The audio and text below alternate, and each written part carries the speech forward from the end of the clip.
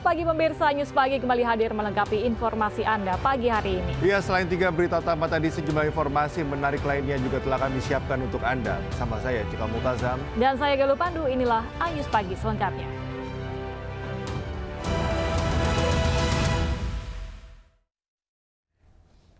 Kita awali informasi pagi hari ini pemirsa, sebuah minibus tertabrak kereta komuter lain di perlintasan tanpa palang pintu di Parung Panjang, Kabupaten Bogor, Jawa Barat. Minibus sempat terseret sejauh 30 meter.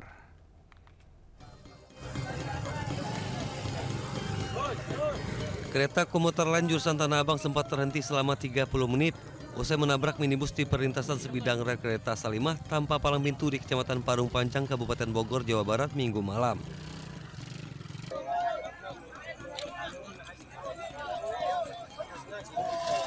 Petugas bersama warga mengevakuasi mobil ke pinggir jalan.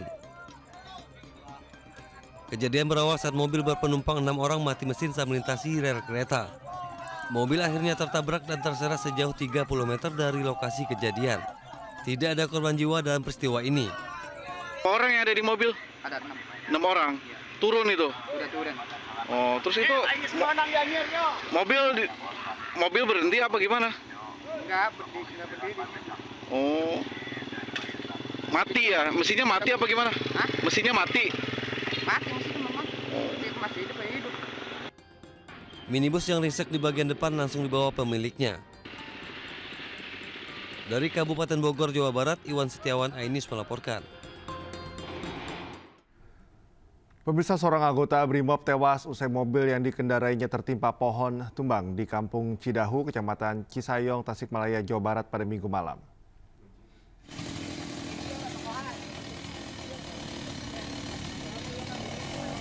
Ukuran pohon yang besar membuat kendaraan ringsek parah di bagian kemudi. Petugas mengevakuasi pohon menggunakan alat berat dan derek.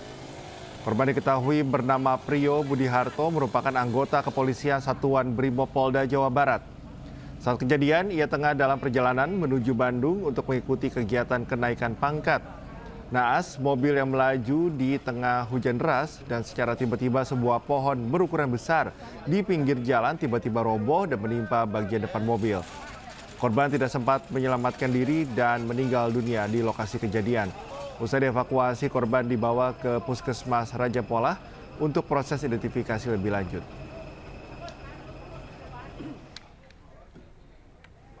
Ada laporan seperti itu, kami langsung menuju ke TKP. Kemudian setelah tiba di TKP, kami langsung prepare dari peralatan, kemudian mengevakuasi korban, sampai ke mengevakuasi korban, dan alhamdulillah korban bisa dikeluarkan dari mobil yang tergelincir. Viral di media sosial pemirsa, video yang menunjukkan pesawat Batik Air hampir tergelincir saat mendarat di landasan Bandara Internasional Soekarno-Hatta, Tangerang, Banten pada Sabtu kemarin.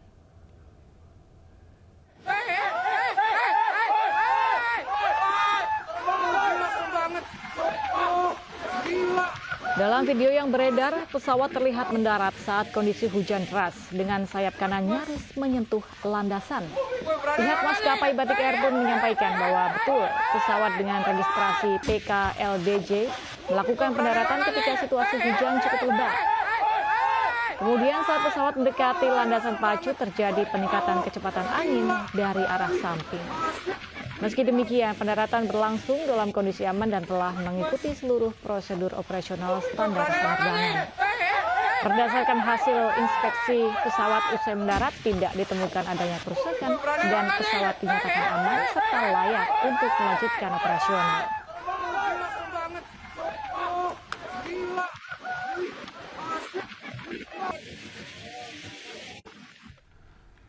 Seorang sopir minibus di Purwakarta, Jawa Barat diamuk warga hingga babak belur karena melarikan diri setelah menabrak pemotor dan angkutan. Korban menderita luka berat dan harus dilarikan ke rumah sakit.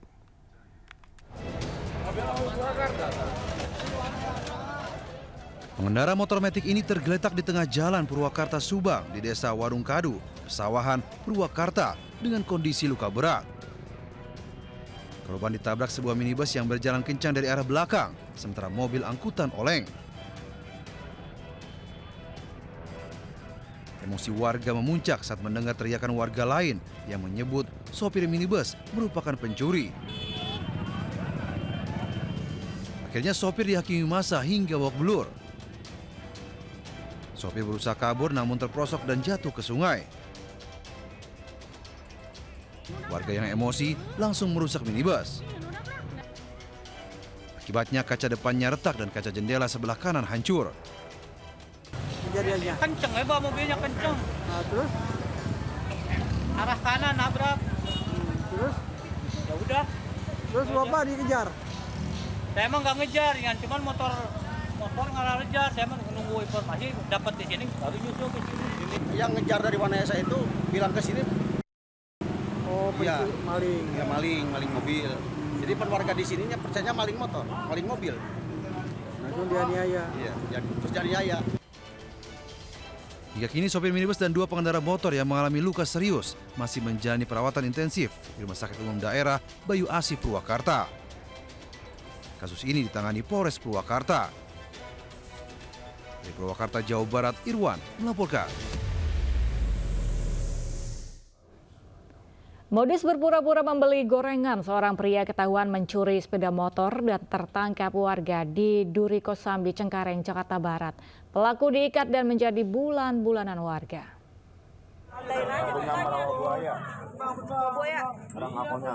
Pria yang mengenakan kaos merah ini menjadi bulan-bulanan warga lantaran ketahuan mencuri sepeda motor di Jalan Duri Kosambi, Cengkareng, Jakarta Barat. Pelaku diikat dan menjadi pusat perhatian warga setempat. Pelaku bersama satu temannya tertangkap saat berpura-pura membeli gorengan di warung. Melihat satu buah sepeda motor metik terparkir di dekat lokasi dengan kunci yang masih menempel, satu orang pelaku langsung beraksi. Sementara teman pelaku berada di atas sepeda motornya mengawasi situasi di sekitar lokasi. Naasnya, pelaku yang hendak membawa kabur sepeda motor curiannya diketahui pemilik yang langsung berusaha mengejarnya. Satu pelaku tertangkap sementara teman pelaku berhasil kabur. Ada 2 pelaku. Yang satu pelaku lagi di mana itu, Pak? Ya nggak jelas, sudah kabur sana. Dia tinggal temennya. Dia sih mengaku orang Rawabuaya. Yang ketangkap ini? Yang ketangkap. Sebagian warga yang masih geram dengan aksi kejahatan curanmor ini kembali berusaha menghakimi pelaku yang sudah babak belur hingga membuat evakuasi pelaku ke dalam mobil polisi sempat kewalahan. Kini kasus pencurian sepeda motor ditangani Kepolisian Sektor Cengkareng, Jakarta Barat. Dari Jakarta, Miftahul Gani, iNews melaporkan. Kecanduan judi online, karyawan curi mobil Bos Laundry di apartemen Green Pramuka, Cempaka Putih, Jakarta Pusat. 2 pelaku ditangkap di Bogor, Jawa Barat saat minum kopi.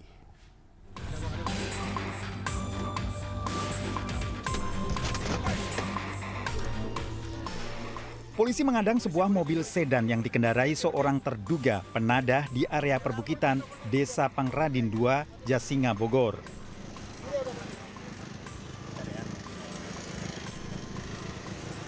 Tak berkutik saat diamankan polisi. Pelaku mengaku tak mengetahui jika mobil yang digadekan oleh seorang pria hasil kejahatan.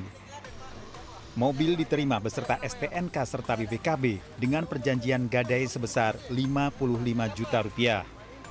Penangkapan ini merupakan pengembangan dari penangkapan pegawai laundry di apartemen Green Garden Pramuka yang nekat menggelapkan mobil milik majikannya hanya karena kecanduan bermain judi online. Pelaku diringkus di sebuah warung kopi setelah pelariannya selama hampir 2 pekan. Tersangkanya kita amankan di Jasinga, Bogor. Sudah kita amankan, kemudian 2 unit kita kembalikan. Alhamdulillah sudah ketemu dan sudah diterima oleh pemiliknya. Kalau kondisi mobil itu seperti apa? Kondisi mobilnya masih baik, kondisi mobilnya. Setelah dibawa ke Polsek Cempaka Putih, mobil dikembalikan kepada pemiliknya. Nggak nyangka sebenarnya, Bang. Bisa secepat itu kan baliknya. Kalau harapannya Abang sebagai warga Jakarta, warga Indonesia itu gimana terhadap Polri? Ulang tahun nih bentar lagi. Harapannya kepada Polri ya semoga semakin lebih jaya lah, lebih profesional lagi, lebih bisa memberikan pelayanan yang terbaik kepada masyarakat. Tersangka penadah terancam hukuman 5 tahun penjara, sementara tersangka pencurian mobil diancam lebih dari 5 tahun. Dari Jakarta, Rani Sanjaya, iNews melaporkan. Seorang mahasiswa Fakultas Hukum salah satu perguruan tinggi swasta di Kota Bengkulu mengamuk di kampus sambil membawa senjata tajam. Mahasiswa tersebut sempat mengancam dan mencoba membacok salah satu temannya.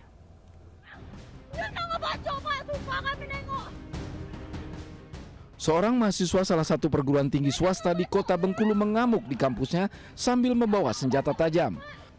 Pelaku sempat mengancam mahasiswa rekan sekelasnya dan mencoba menyerang mahasiswa lainnya hingga mengalami luka di jari tangan dan kakinya.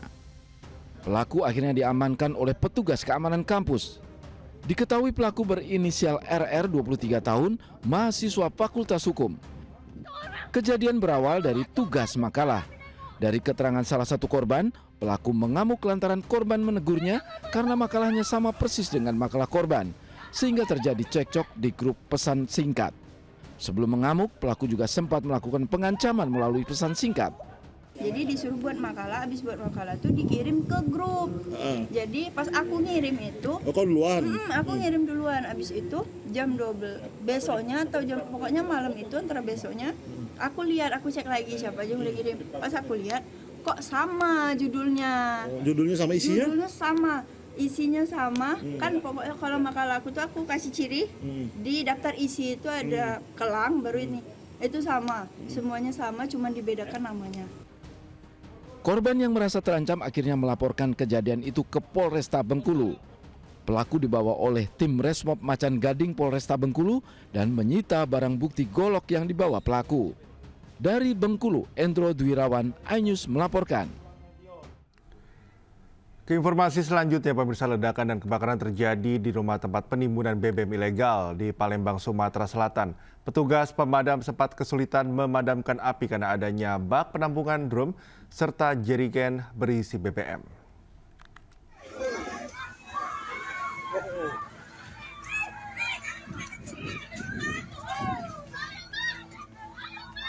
Rumah yang menjadi gudang penimbunan BBM di Jalan Kartowinangun, Talang Betutu, Sukarami, Palembang terbakar. Ledakan bahkan sempat terdengar beberapa kali dan membuat warga sekitar takut untuk melakukan pemadaman mandiri. Petugas damkar yang tiba di lokasi juga kesulitan melakukan pemadaman karena banyaknya bahan mudah terbakar. Dilaporkan terdapat bak penampungan, 8 drum, serta 24 jerigen berisi BBM yang berhasil diamankan warga dari lokasi kejadian. Penimbunan minyak itu memang dari pemerintah tidak boleh kan Pak. Cuman sayangnya dari Pak Rianto sendiri itu selaku yang punyai yang berdekatan langsung itu tidak melapor. Andaikan dulu melapor, saya cegah itu Pak. Pasti saya cegah karena itu bagaimanapun tidak boleh Pak. Bahaya itu Pak. Termasuk penyebab sendiri belum tahu dengan belum tahu, dan tetangga pun juga kejadian persis pun tidak tahu. Tidak tahu, tahunya sudah ada api, terus ada orang kebakar tadi. Petugas mengerahkan 6 unit kendaraan pemadam kebakaran ke lokasi. Petugas berhasil memadamkan api setelah 2 jam kemudian. Akibat kebakaran, 1 korban mengalami luka bakar dan dilarikan ke rumah sakit untuk mendapatkan perawatan. Kendala cuma di air Pak. Di air terus karena harus punya air yang cukup karena ini bukan terbakar biasa, ini minyak. Jadi, berarti ini tempat apanya Pak? Agak lambat penanganannya, pemadamnya, tapi alhamdulillah selesai kita tangani dengan baik. Berarti yang terbakar ini tempat apanya Pak? Ini yang terbakar ini minyak Pak. Jadi gudang minyak ditumpuk untuk bunker sekitar seperti bunker itu dibuat bunker di solar Pak ya. Berarti tadi masih ada api-api tersisa di bawah tadi Pak? Ya, makanya itu kita lama tadi pendinginan, kita harus cukup suplaian air. Oke. Pihak kepolisian juga telah melakukan olah TKP untuk mengetahui asal-usul api serta memintai keterangan pemilik gudang BBM tersebut. Dari Palembang, Sumatera Selatan, Firdaus, iNews melaporkan. Petugas damkar mengevakuasi seorang wanita yang terjebak dalam lift di Tanjung Priok, Jakarta. Sementara itu di Pasuruan, Jawa Timur, petugas berupaya membantu melepaskan kunci pengaman sepeda yang menyangkut di leher seorang bocah. Pemotongan kunci di leher kok bisa. Lihat dek. Oh, emang nih dek. Laporan, coba duduknya dicopot. Petugas damkar berupaya melepaskan kunci pengaman sepeda yang menyangkut di leher bocah wanita berusia 8 tahun di Kecamatan Panggung Rejo, Kota Pasuruan, Jawa Timur. Adik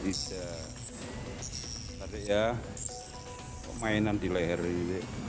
Dengan berhati-hati, petugas memotong kawat pengaman yang mengalung di leher bocah tersebut.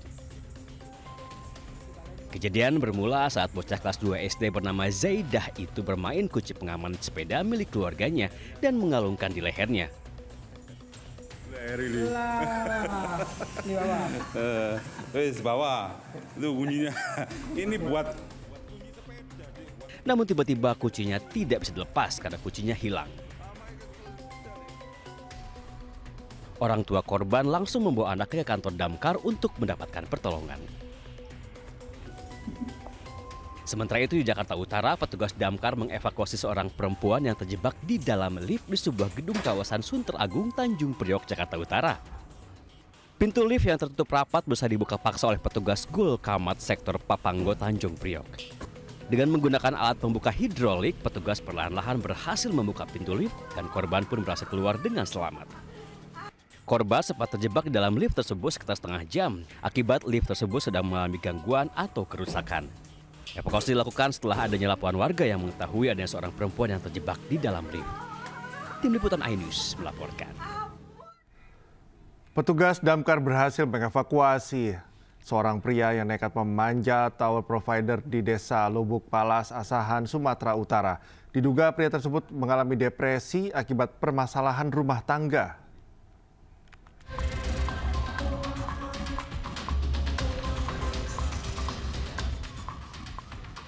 Warga dihebohkan dengan aksi seorang pria yang berada di atas tower provider Desa Lubuk Palas, Kecamatan Air Joman, Asahan, Sumatera Utara.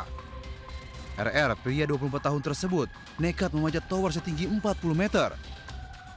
Bahkan ia pun sempat ingin mengakhiri hidup dengan melompat dari tower. Tim pemadam kebakaran dan polisi berupaya melakukan penyelamatan. Negosiasi pun berlangsung alot. 2 jam kemudian, petugas akhirnya berhasil mengevakuasi korban. Pria ini nekat memanjat tower karena mengalami depresi akibat permasalahan rumah tangga dengan istrinya. Ada seseorang yang ingin melakukan percobaan bunuh diri dengan memanjat tower Telkomsel.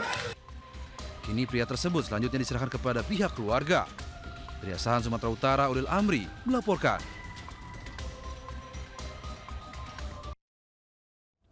Tim SAR gabungan berhasil menemukan wisatawan yang dilaporkan tenggelam di pantai Sunset Pelabuhan Ratu, Sukabumi, Jawa Barat. Korban ditemukan mengambang sejauh 2 km dari lokasi tenggelam.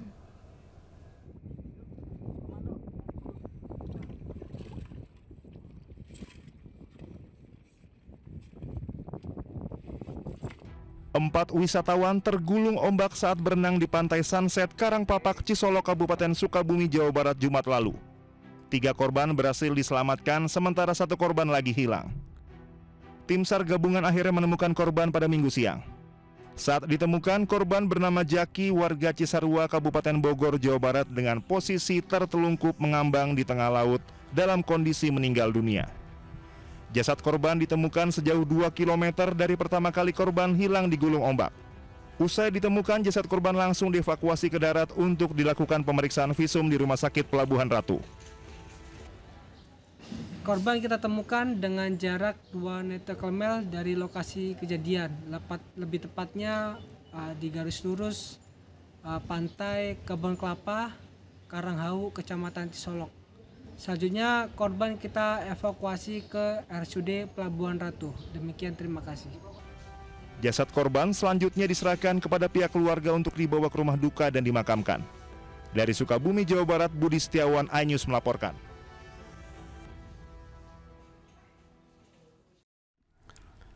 Tebing setinggi kurang lebih 1 km di Kampung Ciomas, Tasikmalaya, Jawa Barat longsor hingga menimpa petani yang sedang mencangkul sawah. 2 orang berhasil selamat, 2 lainnya masih dalam proses pencarian. Izin melaporkan kejadian bencana alam longsor di perbatasan Kutawaringin, Tinjau Waringin mengakibatkan 2 orang tertimbun. 6 petani tertimbun longsor saat sedang beristirahat usai beraktivitas di sawah di Kampung Ciamas, Salawu, Kabupaten Tasikmalaya, Jawa Barat. Ini tadinya sawah tapi udah gak ada, hilang. 2 orang berhasil menyelamatkan diri, sementara 2 lainnya masih dalam proses pencarian oleh tim evakuasi gabungan. Saat kejadian, 4 warga yang seluruhnya berprofesi sebagai petani sedang beristirahat di area sawah. Dan tiba-tiba terdengar suara gemuruh dari arah atas tebing, disusul dengan longsoran tanah hingga menimbun 2 orang yang berusia lanjut dan tak sempat menyelamatkan diri. Lokasi longsor berada di perbatasan Kutawaringin dan Tenjo Waringin. Ada terjadi tanah longsor, di mana di bawah tanah longsor itu bentuknya itu seperti lembah. Dari kanan dan kiri itu jatuh. Nah, di bawah itu ada 4 orang warga yang sedang bertani. Sedangkan yang 2-nya berhasil selamat, yang 2-nya diduga itu tertimbun dari longsoran tersebut. Nah, hari ini tadi saya bersama dengan BPBD, Tagana, dan masyarakat setempat, Satpol PP, TNI, Koramil juga datang ke lokasi mau melaksanakan evakuasi. Longsor yang terjadi berasal dari tebing dengan ketinggian diperkirakan mencapai ratusan meter. Material tanah yang menimbun korban memiliki kedalaman antara 5 hingga 6 meter, dengan panjang longsoran diperkirakan mencapai 1 kilometer. Dari Tasikmalaya, Jawa Barat, Asep Yuharyono, iNews melaporkan. Banjir melanda sejumlah kecamatan di Kota Kendari, Sulawesi Tenggara. Banjir terparah terjadi di wilayah Sungai Wanggu, Kecamatan Baruga, 172 rumah terendam.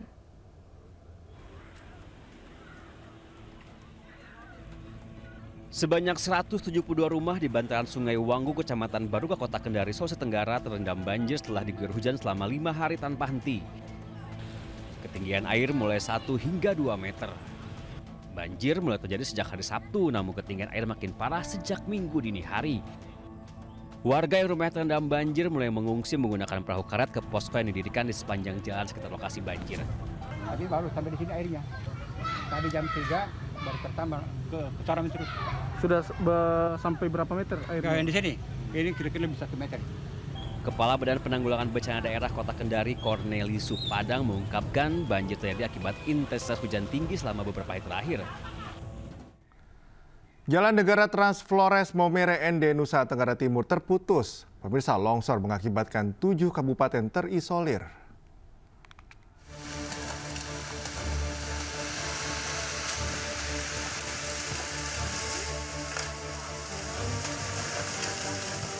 Longsor terjadi di jalur Trans Ende Maumere KM 56, Dusun Duan Dunggi Loo, Desa Lise, Puuk, Kecamatan Wolo, Nusa Tenggara Timur. Material tanah, pohon, dan batu menutup bahu jalan sehingga memutus arus lalu lintas. Petugas dari Danramil 160202 Wolowaru telah berkoordinasi dengan operator alat berat dari PUPR untuk membersihkan ruas jalan yang masih tertutup tanah longsor. Hingga saat ini, jalur KM 56 hanya bisa dilalui kendaraan roda 2. Petugas mengimbau masyarakat untuk menggunakan jalur alternatif dari Mone atau jalur Jope. Akibat kejadian ini, 7 kabupaten di Maumere terisolir.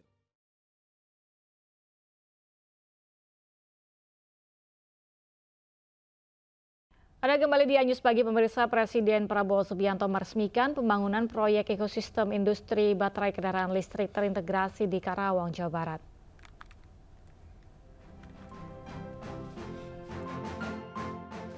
Presiden Prabowo Subianto meletakkan batu pertama pembangunan proyek ekosistem industri baterai kendaraan listrik terintegrasi konsorsium Antam IBCCBL di kawasan Arta Industrial Hills, Karawang, Jawa Barat pada Minggu siang. Dalam sambutannya, Presiden Prabowo menekankan pentingnya pengembangan industri energi baru sebagai salah satu langkah strategis menuju kemandirian dan ketahanan energi nasional. Siang hari ini, hari Minggu 29 Juni 2025, saya Prabowo Subianto, Presiden Republik Indonesia,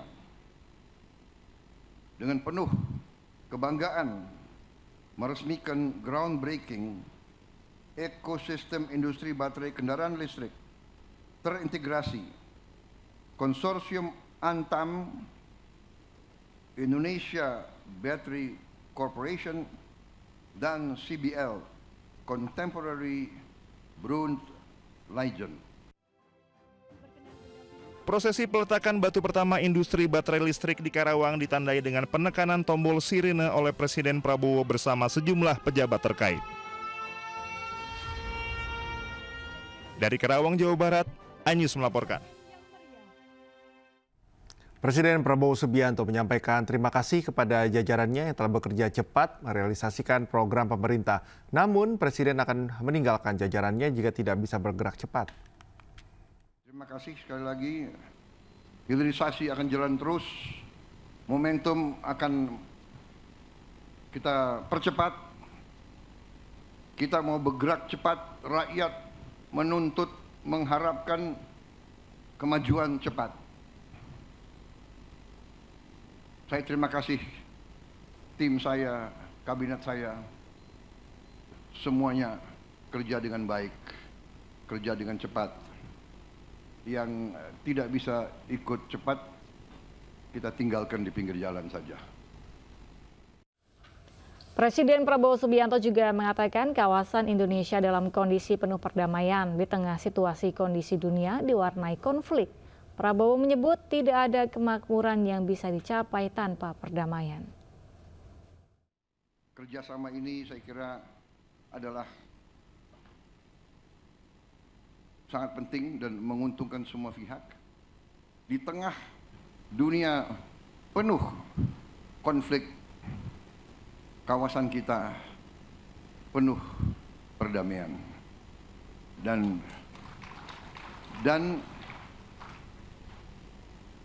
tidak ada kemakmuran bisa kita capai tanpa perdamaian. Dan Indonesia selalu memilih kerjasama, selalu memilih kolaborasi, selalu memilih jalan tengah, selalu memilih persahabatan di atas permusuhan. 1000 kawan terlalu sedikit, 1 lawan terlalu banyak. Ini filosofi Tiongkok yang saya ambil alih. Sekretaris Kabinet Letkol Teddy Indrawijaya bersama beberapa menteri lainnya meninjau lokasi sekolah rakyat di Sentra Handayani, Jakarta Timur. Nantinya sekolah rakyat ini disiapkan bagi anak-anak dari keluarga miskin dan miskin ekstrim.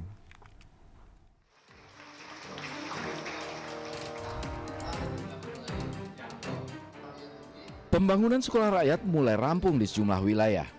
Sekretaris Kabinet Letkol Teddy Indrawijaya bersama Menteri Sosial Saifullah Yusuf dan Menteri Pekerjaan Umum Dodi Hanggodo meninjau sekolah rakyat di Sentra Handayani, Jakarta Timur.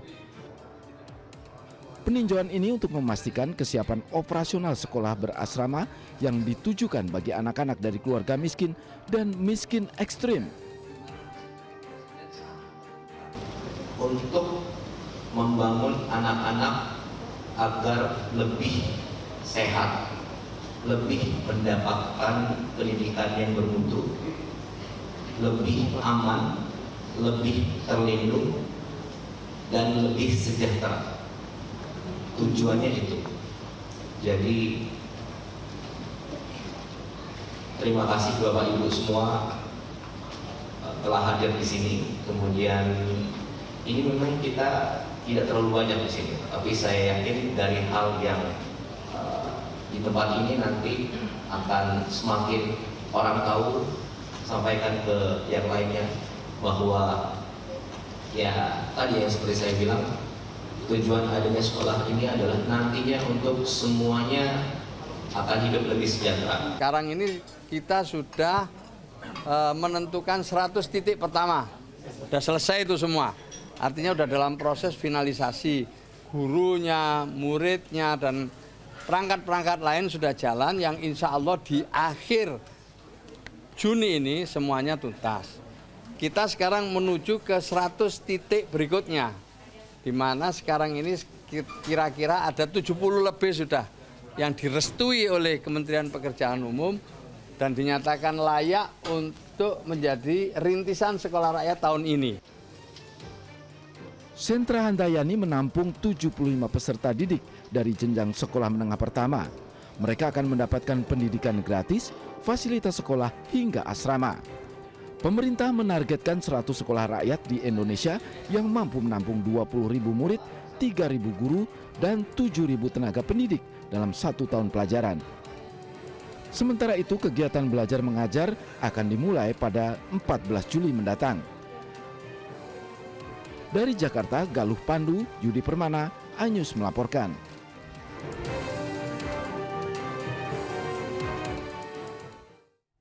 Sekolah rakyat sudah siap dan pembangunannya sudah lebih dari 90%. Rekan kami Galuh Pandu dan juru kamera Yudi Permana akan memberikan informasi seperti apa bangunan sekolah rakyat di Sentra Handayani, Jakarta Timur. Salah satu sekolah rakyat yang berada di Sentra Handayani, Jakarta Timur sebagai salah satu program pendidikan gratis bagi anak dari keluarga miskin dan miskin ekstrim yang merupakan inisiasi dari Presiden Prabowo Subianto untuk memberikan pendidikan gratis bagi anak-anak yang tidak mampu serta merupakan inovasi sosial untuk memutus mata rantai kemiskinan. Dan ini adalah salah satu fasilitas yang disediakan, yaitu salah satu fasilitas pendidikan berasrama, bukan hanya fasilitas untuk olahraga dan juga untuk kegiatan aktivitas sekolah seperti sekolah pada umumnya, tapi juga asrama yang disediakan bagi anak-anak yang miskin dari keluarga miskin dan miskin ekstrim. Sekarang saya akan tunjukkan kepada Anda bagaimana situasi dari kondisi asrama yang sudah dibuat dari progres pembangunan di Sekolah Rakyat Sentra Handayani ini yang sudah mencapai 90%. Ada beberapa asrama atau tempat penginapan yang disediakan untuk anak-anak yang nantinya bersekolah di sini. Lokasinya sedikit jauh dari lapangan, namun di sini Anda bisa lihat progresnya sudah 90%. Dan disinilah Anda bisa melihat ada salah satu penginapan, ada kamar yang sudah tersedia di dalam. Kita akan masuk ke dalam. Ini ada kamar, kemudian ada almari, ada meja belajar, dan anak-anak yang bersekolah di sini nantinya bisa menikmati fasilitas ini. Di Sentra Handayani, Jakarta Timur ini nantinya akan menampung sekitar 75 siswa dan secara total keseluruhan baik dari pemerintah ini akan mencapai target sekitar 65 sekolah rakyat di seluruh Indonesia dalam 1 tahun pelajaran, yang kemudian selanjutnya akan menampung sekitar 20.000 siswa dalam 1 tahun pelajaran dan 3.000 tenaga pendidik serta 7.000 tenaga support pendidik lainnya dalam sekolah-sekolah yang akan disebar di berbagai daerah di Indonesia. Dan ini merupakan program dengan membutuhkan anggaran dari Kementerian Sosial ini senilai 1 triliun untuk 100 sekolah dan 1 triliun, sekitar 1 triliun juga untuk Kementerian PU untuk 100 sekolah. Artinya 1 sekolah ini bisa membutuhkan biaya baik untuk operasional tenaga pendidik maupun biaya operasional sarana dan prasarana ini membutuhkan sekitar 20 miliar rupiah untuk 1 wilayah atau 1 sekolah rakyat. Dan sementara sudah ada 60 sekolah yang sudah ada di berbagai daerah di Indonesia dengan target masing-masing kabupaten adalah 1 dan akan menyasar anak-anak dari keluarga yang miskin dan miskin ekstrim, sehingga nantinya dengan memberikan akses pendidikan bagi anak-anak dari keluarga yang miskin dan miskin ekstrim ini akan memutus mata rantai kemiskinan sehingga akan membuka akses-akses pendidikan dan juga membuka akses-akses kesejahteraan yang lebih maju lagi. Dari Jakarta, Galuh Pandu, Yudi Permana, Anyus melaporkan.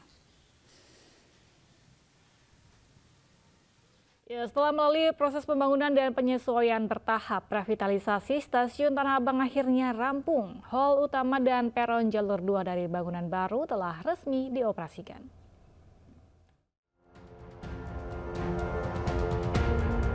Stasiun Tanah Abang, Jakarta Pusat kini tampil dengan wajah baru usai proses renovasi. Mulai Minggu 29 Juni 2025 seiring dengan dioperasikannya gedung stasiun baru, PT Kereta Komuter Indonesia juga mengubah pola operasional kereta komuter. Dengan perluasan area stasiun, penyesuaian dilakukan pada jalur masuk keluar kereta serta peron di lintasan kereta. Proses switch over tahap kedua ini dilakukan untuk memaksimalkan penggunaan gedung baru termasuk peron 2 yang telah rampung. Nah, jadi untuk saat ini untuk bangunan lama itu tetap. Jadi kita masih memberikan pilihan kepada penumpang mau masuk jalur mana. Tapi nanti setelah kita ada evaluasi nanti mana sih yang terbaik gitu kan, yang terbaik untuk penumpangnya. Itu sih Mbak. Jadi saat ini di bangunan baru ini juga kalau di lantai bawah ini penumpang itu yang keluar. Nah kalau yang di atas itu penumpang yang naik.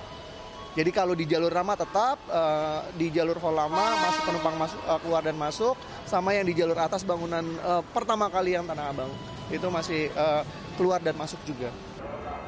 Dengan sistem dan infrastruktur baru, stasiun Tanah Abang ditargetkan mampu melayani hingga 300.000 pengguna setiap hari. Dari Jakarta, Naura Syafikah, Ahmad Putra, iNews melaporkan. Pasca gencatan senjata militer Israel kembali menyerang perbatasan Gaza Jumat waktu setempat. Akibat serangan brutal itu 80 warga Gaza tewas, sementara ratusan lainnya luka-luka.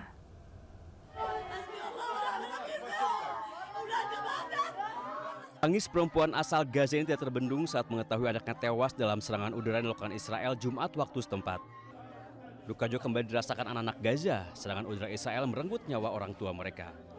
Media lokal melaporkan serangan brutal Israel menghantam kamp pengungsian di wilayah Al-Rimal bagian barat Gaza. Akibat serangan brutal itu 11 anggota pengungsi kamp tewas.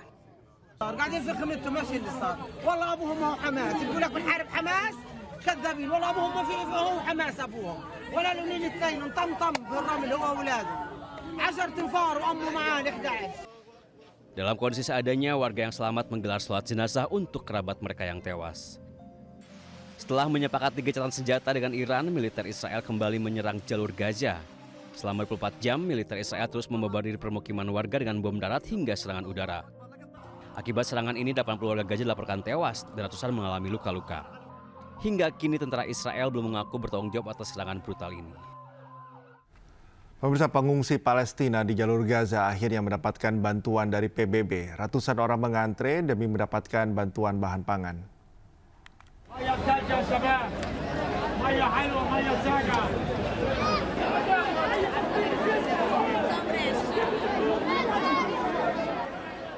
Setelah beberapa bulan tidak mendapatkan bantuan, ratusan masyarakat Gaza akhirnya bahagia menerima bantuan langsung dari PBB. Mereka rela mengantri demi mendapatkan bantuan bahan pangan untuk keluarga mereka. ما بقدرش احمل الحين ولا بقدر اروح على المساعدات ولا بقدر اجري ولا اناطح زي الشباب ويخلف على اللي جابونا لعنا هنا وحافظوا على النظام واعطونا كيس الطحين. يعني انت بتأيد هذا بأيد هذا العمل 100% عشان كل واحد ضعيف وقوي وغني وفقير ياخذ حقه في هذا البلد. نقوم بالشراكه مع برنامج الاغذيه العالمي ومؤسسه انقاذ المستقبل الشبابي نقوم بتوزيع الطحين بعد ما تم وصوله الى المخازن تبعتنا للفئات المتواجده في مدينه غزه سواء كانت غرب أو شرق أو شمال أو جنوب للناس الأكثر احتياجا لهذه السلعة بعد فقدانها لأكثر من 4 شهور. Masyarakat Gaza akhirnya mendapatkan bantuan tepung dengan aman setelah 3 bulan lamanya. Hari Selasa lalu, GHF menyampaikan setelah menyerahkan 42 juta makanan masyarakat ke Gaza tanpa adanya serangan. Sebelumnya, media setempat menyampaikan 4.000 orang terluka saat penyerahan bantuan ke pengungsi di Gaza pada bulan Maret lalu.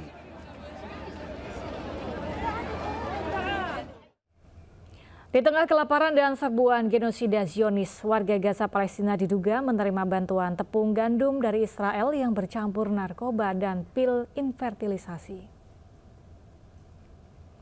Pemerintah Gaza Palestina menuduh Israel menyampur tepung terigu dengan narkoba dan obat infertilisasi. Jika benar terjadi, hal ini menjadi catatan baru kejahatan perang yang dilakukan di negara apartheid ini.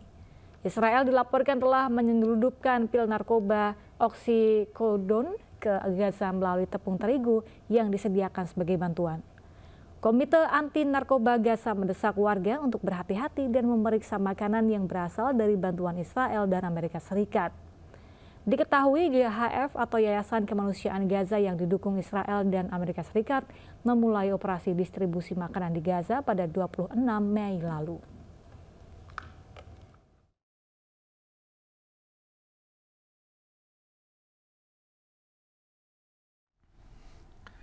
Pemirsa, ribuan pelayat berkumpul di pemakaman Beshet Ez-Zahra di Teheran untuk memberikan penghormatan kepada komandan senior pasukan Dirgantara Korps Garda Revolusi Islam Iran yang tewas dalam serangan Israel.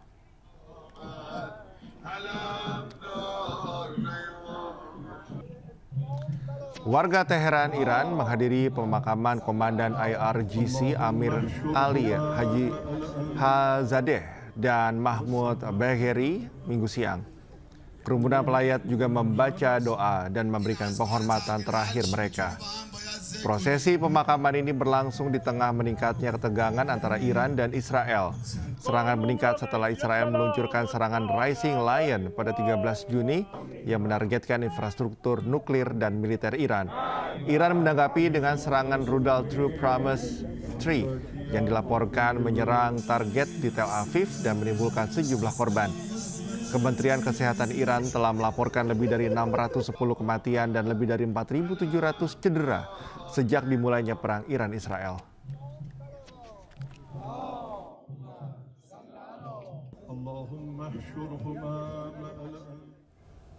Ribuan demonstran Thailand kembali berunjuk rasa menuntut Perdana Menteri Paetongtarn Shinawatra mundur. Warga Thailand marah atas kasus sengketa perbatasan dengan Kamboja.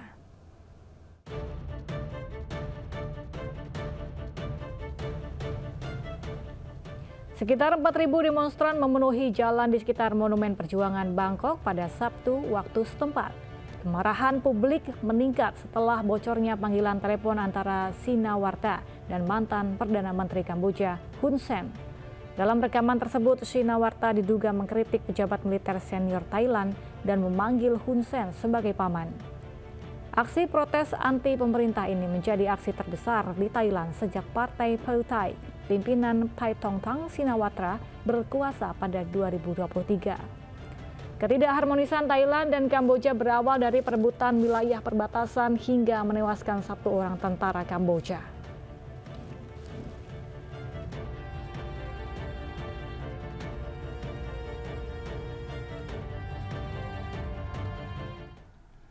Pemirsa, pasukan Rusia mengklaim telah menguasai permukiman Chervonaya Zikra di Donetsk, Ukraina.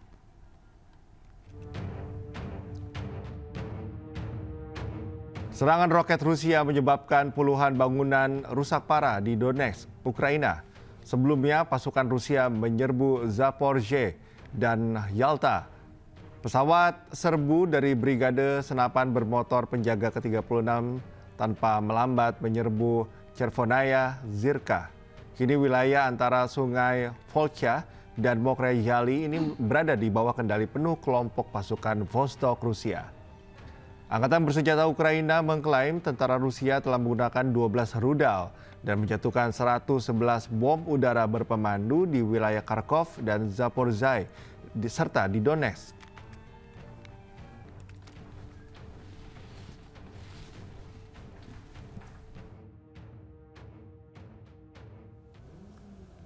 Kebakaran hutan melanda beberapa distrik di Provinsi Izmir, Turki Barat pada hari Minggu.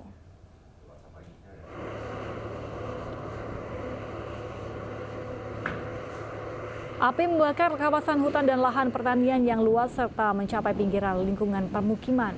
Warga Izmir, Turki Barat mengungsi dengan berjalan kaki dan menggunakan kendaraan. Kebakaran menyebar ke daerah dekat lingkungan Koyucak di distrik Menderes dan lingkungan Orhanli di Severihisari.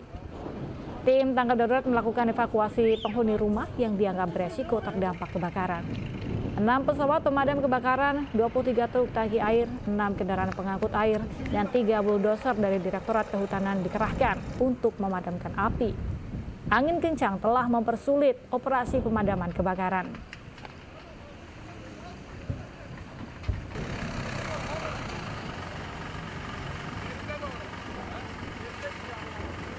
Anda kembali di Anyus Pagi, pemirsa. Diduga hilang kendali, bus rombongan peziarah asal Bandung tergelincir dan terguling di kilometer 70.600 tol Cipularang Purwakarta pada Senin dini hari.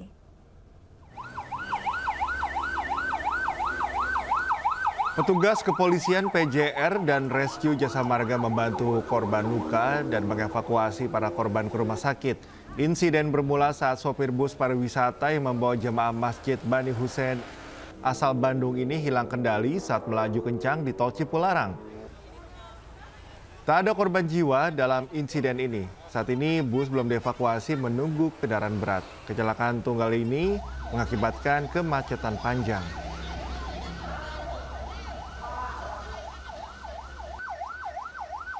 Dump truck yang ada di bahu sebelah kiri, dia akan mendahului kendaraan lainnya di depan. Nah, mobil bis ini yang dari arah Bandung yang akan menuju ke Kota Banten, rencananya mau ziarah religi. Kecepatan kurang lebih sekitar 60 sampai 70 km per jam. Kaget, dia banting setir, akhirnya menabrak pembatas jalan yang ada di. Seorang anggota BRIMOB tewas usai mobil yang dikendarainya tertimpa pohon tumbang di Kampung Cidahu, Kecamatan Cisayong, Tasikmalaya, Jawa Barat pada Minggu malam.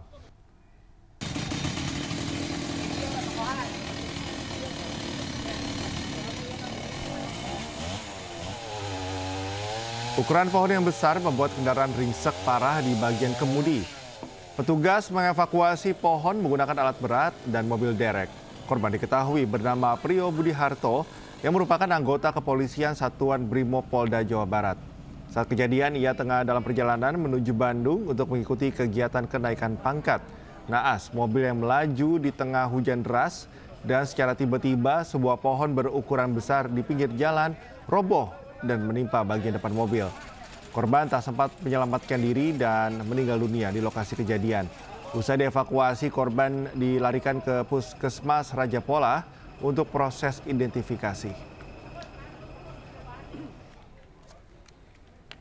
Pada saat ada laporan seperti itu, kami langsung menuju ke TKP.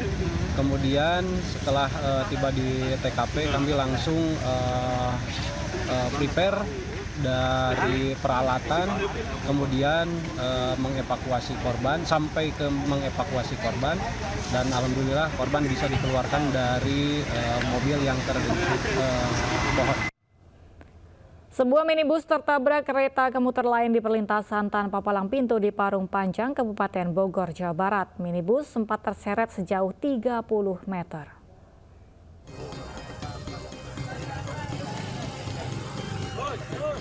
Kereta komuter lain jurusan Tanah Abang sempat terhenti selama 30 menit usai menabrak minibus di perlintasan sebidang rel kereta Salimah tanpa palang pintu di Kecamatan Parung Panjang, Kabupaten Bogor, Jawa Barat, Minggu malam.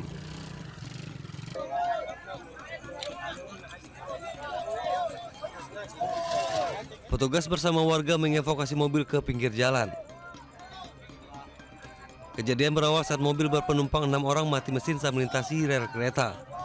Mobil akhirnya tertabrak dan terseret sejauh 30 meter dari lokasi kejadian. Tidak ada korban jiwa dalam peristiwa ini. Orang yang ada di mobil? Ada 6 orang? Turun itu? Udah turun. Oh, terus itu mobil berhenti apa gimana? Enggak berdiri. Oh, mati ya? Mesinnya mati apa gimana? Hah? Mesinnya mati? Mati mesinnya memang. Masih hidup. Minibus yang ringsek di bagian depan langsung dibawa pemiliknya. Dari Kabupaten Bogor, Jawa Barat, Iwan Setiawan, iNews melaporkan. Sejumlah warga terluka saat berebut gunungan hasil bumi dalam acara ruat air di Lumajang, Jawa Timur. Membludaknya warga membuat panitia kewalahan.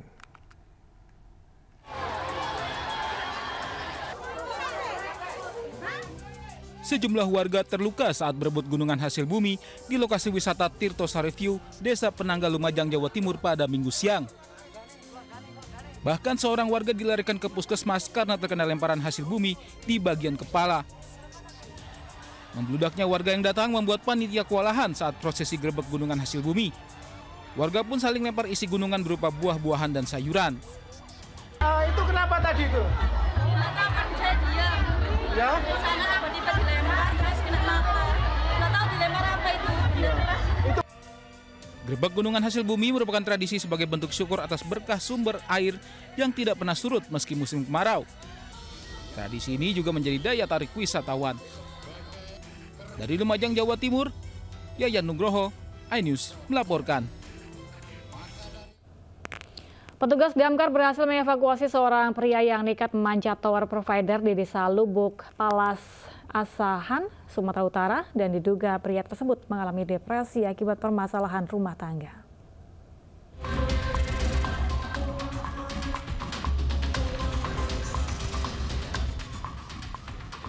Warga dihebohkan dengan aksi seorang pria yang berada di atas tower provider Desa Lubuk Palas, Kecamatan Air Joman, Asahan, Sumatera Utara. RR, pria 24 tahun tersebut, nekat memanjat tower setinggi 40 meter. Bahkan ia pun sempat ingin mengakhiri hidup dengan melompat dari tower. Tim pemadam kebakaran dan polisi berupaya melakukan penyelamatan. Negosiasi pun berlangsung alot. 2 jam kemudian, petugas akhirnya berhasil mengevakuasi korban. Pria ini nekat memanjat tower karena mengalami depresi akibat permasalahan rumah tangga dengan istrinya.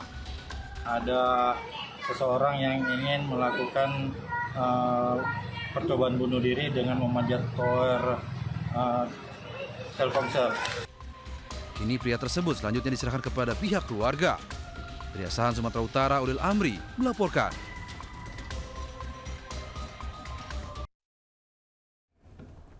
Pemirsa, berbagai cara kreatif dilakukan pengusaha kuliner Nusantara untuk menarik minat generasi Z menikmati kuliner tradisional. Salah satu rumah makan Padang berinovasi agar generasi muda merasa bangga dengan kuliner Nusantara.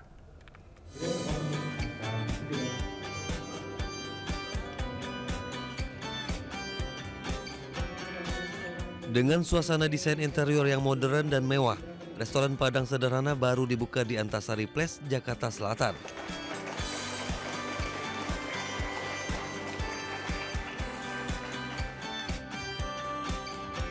Menyesuaikan dengan konsep modern, outlet ini memiliki menu spesial, yaitu burger rendang dan sate Padang hot plate yang bisa Anda nikmati. Menu ini dihadirkan untuk menyesuaikan tren kuliner masa kini, tanpa meninggalkan cita rasa autentik Minang.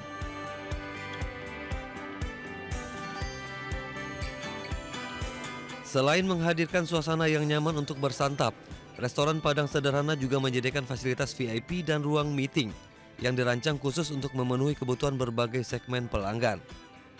Diharapkan dengan konsep baru, restoran Padang sederhana dapat menarik minat generasi muda, khususnya Gen Z, untuk menikmati masakan Padang dengan pengalaman yang berbeda. Kita berupaya untuk bisa masuk dalam market Gen Z, sehingga kita sedikit merubah ambience yang membuat para Gen Z itu nyaman untuk bisa makan di restoran Padang. Sekaligus lagi zamannya selfie, dia bisa merasa proud atau bangga ketika dia makan di restoran kami. Restoran Padang sederhana telah lama dikenal sebagai salah satu ikon kuliner Indonesia. Walaupun terus berinovasi, restoran Padang sederhana tetap menjaga keaslian rasa dengan memproduksi sendiri bumbu inti yang digunakan seluruh cabang. Dari Jakarta, Naura Safiko, Ahmad Putra, iNews melaporkan.